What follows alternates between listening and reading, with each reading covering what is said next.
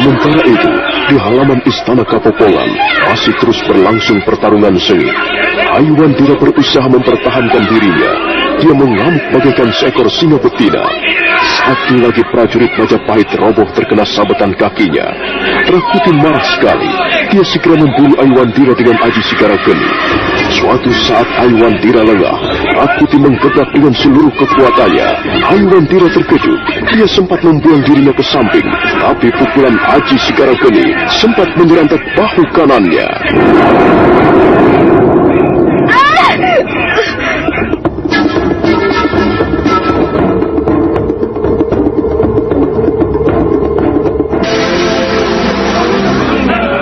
Aiwandira berusaha mempertahankan diri dengan seluruh kemampuan yang dimilikinya.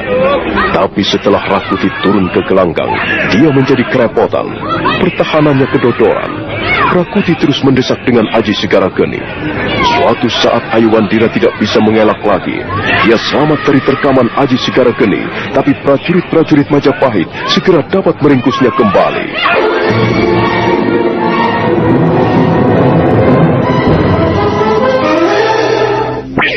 Ayo, pegang dia kuat-kuat. Pegang juga kakinya. Jangan sampai terlepas. Hati-hati prajurit. Kau juga. Ayo, bantu kawan-kawanmu. Pegang tangannya. Jangan sampai dia berontak dan melepaskan diri. Ampun Gusti Prabu. Aiwandira sudah dapat diringkus kembali. Dan sekarang terserah Gusti Prabu Jayanegara. Suruh prajurit-prajurit itu minggir. Baik Gusti Prabu. Ayo minggir. Jangan berdiri di situ. Minggir, ayo minggir. Mana Rakuti? Bunuhmu. Aku sendiri yang akan menjadi alkucu untuk mencabut nyawamu. Prajurit, berikan tombakmu.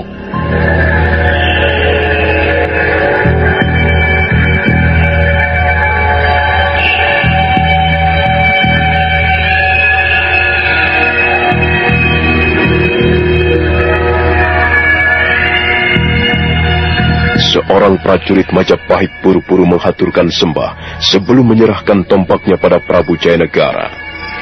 Prabu Jayanegara memutar-mutar ujung tombak, sementara matanya terus mengawasi dengan tajam ke arah Aiwandira.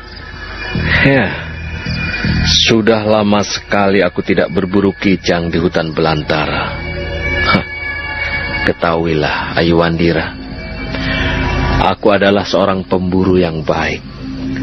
Setiap kali ujung tombakku melayang di udara, maka dia akan membunuh seekor kijang ataupun rusa. Sudah lama sekali aku tidak melemparkan tombak. Pegang kuat-kuat prajurit, jangan sampai terlepas. Aku ingin tahu apakah ujung tombak ini cukup tajam untuk melubangi perutnya. Prabu Jayanegara mundur 10 langkah. Sementara prajurit-prajurit Majapahit berdiri menjauh, sedangkan 8 orang prajurit masih mencengkram lengan Aiwandira dari belakang. Gadis itu nampak sudah pasrah. Dia memejamkan matanya sesaat sambil berdoa di dalam hatinya. Oh, dewata aku. Kalau memang aku harus mati malam ini, kalau memang sudah menjadi kehendakmu, aku akan kembalikan semuanya kepadamu. Oh, Ibu. Di mana kau sekarang ini, Ibu? Datanglah, Bu. Jemputlah putrimu ini. Dan bawalah aku ke tempat di mana kau tinggal sekarang. Oh, Ayah Dwi Pangga. Selamat tinggal, Ayah. Nenek Ragarwati, selamat tinggal, Nenek. Selama ini aku selalu membuatmu susah. Maafkan aku, Nek. Maafkan Aiwandira, bocah perempuan yang nakal ini. Sementara itu, Prabu Jayanegara mulai memutar-mutar tombak. Mata tombak berkilat-kilat tertimpa cahaya bulan yang menyiram halaman istana Kapopongan. Prabu Jayanegara mendengus keras sebelum melemparkan tombak ke arah Aiwandira. Iya!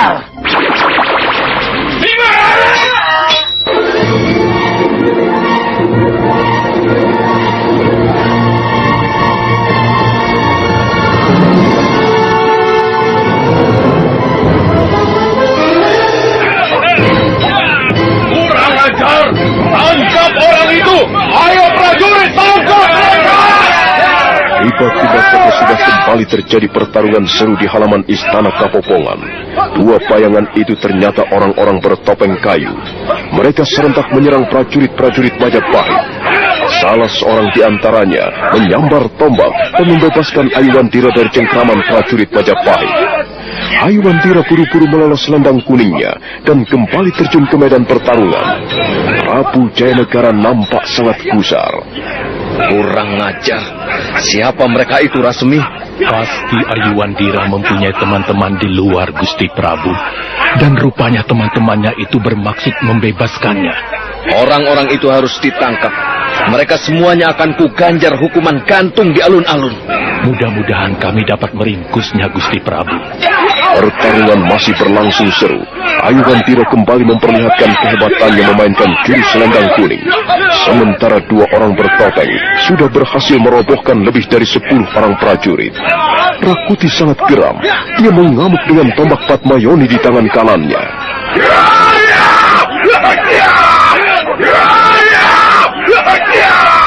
Awas! Mereka lari! Tahan! Tahan mereka!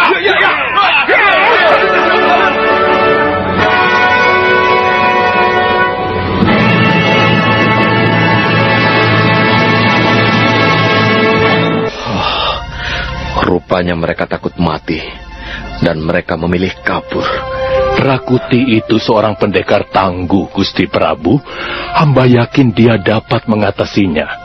Orang-orang itu sudah membunuh prajurit-prajurit Majapahit. Siapa mereka itu? Aku tidak senang gerombolan pengacau berkeliaran di istana Kapopongan. Mereka harus segera dibasmi. Mereka harus segera dibinasakan. Benar, Gusti Prabu. Gerombolan pengacau, kaum perusuh, memang tidak pantas diberi angin segar di negeri Paduka. Mereka harus segera dimusnahkan. Dan barangkali Aiwandira terlibat dalam komplotan ini. Urus mereka, Rasmi. Tangkap kembali Aiwandira dan dua orang bertopeng itu. Aku tunggu laporanmu di istana Majapahit. Baik, Gusti Prabu. Kami akan berusaha menjalankan tugas dengan sebaik-baiknya. Kami tidak ingin membuat Gusti Prabu Jayanegara kecewa. Ayo, kita kembali ke Majapahit sekarang.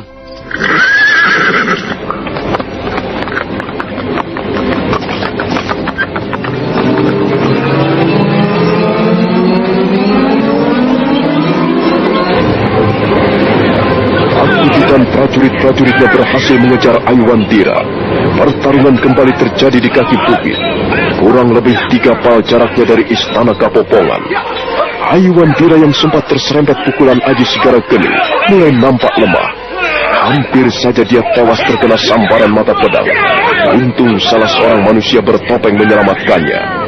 Melihat keadaan Aiwandira semakin lemah, akhirnya 2 manusia bertopeng itu memutuskan untuk kembali kabur.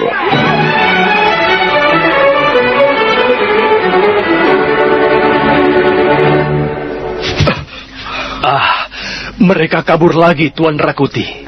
Mereka naik ke atas lereng bukit. Mereka akan kuringkus seperti binatang buruan. Sebenarnya mereka sudah terdesak.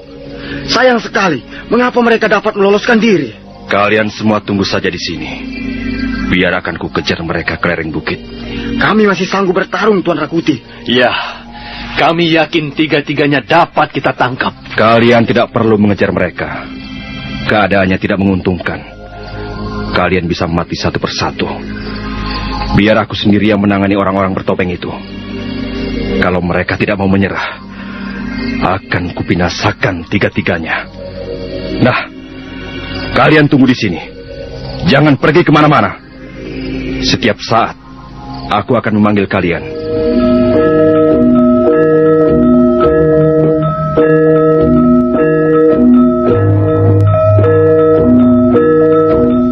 Sambil menggenggam tombak Patmayoni, Rakuti melompat ke arah batu-batu padas. Dia bergerak dengan sangat lincah. Dan sebentar kemudian, tubuhnya sudah lenyap di sebuah tikungan lereng. Sementara itu, Ayuwandira dan 2 orang manusia bertopeng sudah tiba di atas lereng yang lebih tinggi.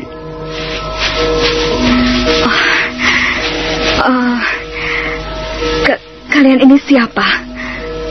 Kalian mau membawaku kemana? Apa kau tidak bisa mengenaliku, Ayu?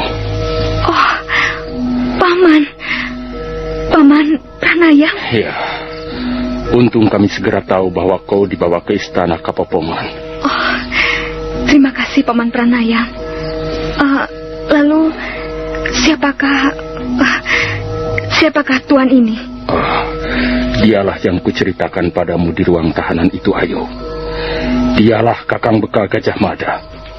Tanpa bantuan Kakang Mada, kita tidak mungkin dapat lolos dari istana Majapahit dengan selamat.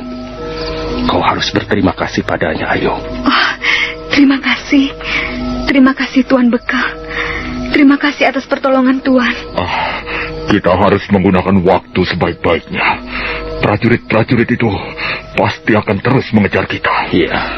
Lalu, apa rencanamu, Kakang Mada? Kita tidak mungkin menghadapi mereka sambil melindungi Ayuwandira. Adi Pranayam, sebaiknya kau segera membawa pergi Ayuwandira dari sini. Lihatlah, ada sebuah celah kecil di ujung jalan setapak ini. Kalian berdua bisa mengitari lereng ini untuk menghindari prajurit-prajurit Majapahit. Jika kalian dapat mencapai kaki bukit di sebelah utara sebelum fajar nanti, itu akan sangat baik. Artinya, kalian mempunyai peluang untuk selamat. Lalu, bagaimana dengan prajurit-prajurit itu? Biarlah aku yang menjadi umpan. Aku akan menghadang mereka di sini. Sementara itu, kalian menggunakan kesempatan sebaik-baiknya untuk meloloskan diri. Oh, terima kasih Kakang Mada. Dan sekarang bagaimana, Ayu? Apa kau masih sanggup melarikan diri? Apa kau masih cukup mempunyai simpanan tenaga? Kulihat tubuhmu agak lemah. Iya, tulang punggungku agak nyeri, Paman Pranayam. Ya. Aku sempat berbenturan dengan Rakuti, tapi kukira aku bisa mengatasinya. Oh, bagus. Mudah-mudahan saja Dewata Agung melindungi kita. Nah, Kakang Mada, kami berangkat sekarang. Sekali lagi, di atas bantuan Kakang Mada. Pergilah, Adi Pranayam, dan sampaikan salam serta sembah baktiku untuk Tuan Putri Tunggadewi dan Tuan Putri Raja Dewi. Hati-hati Kakang Mada.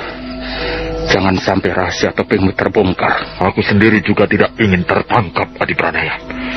Aku akan menjaga rahasia ini dengan baik. Pranayam dan Ayuwandira akhirnya berjalan mengendap, meninggalkan lereng bukit. Bekal Gajah Mada mengawasi mereka dari kejauhan, sampai bayangan-bayangan mereka lenyap di balik bongkahan batu-batu padas.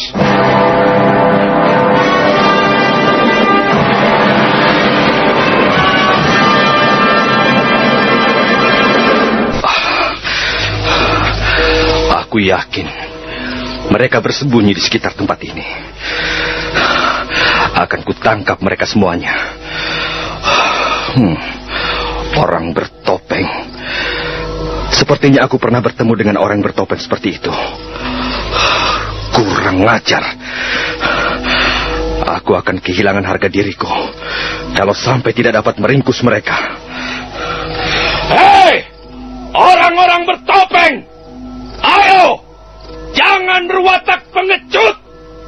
Hadapilah Rakuti. Lihatlah, aku akan terus memburu kalian.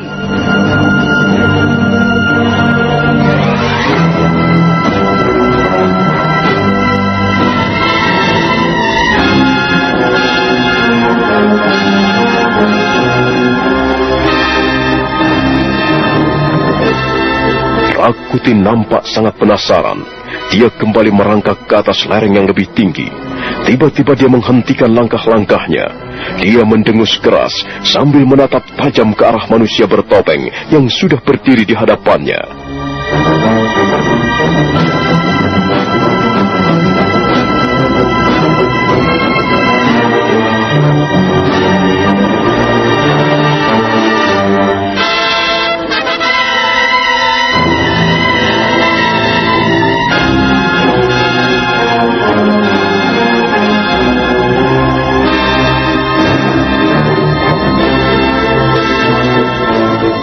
Nah, saudara pendengar, bagaimanakah kisah selanjutnya? Silakan menunggu seri berikutnya. Sampai jumpa.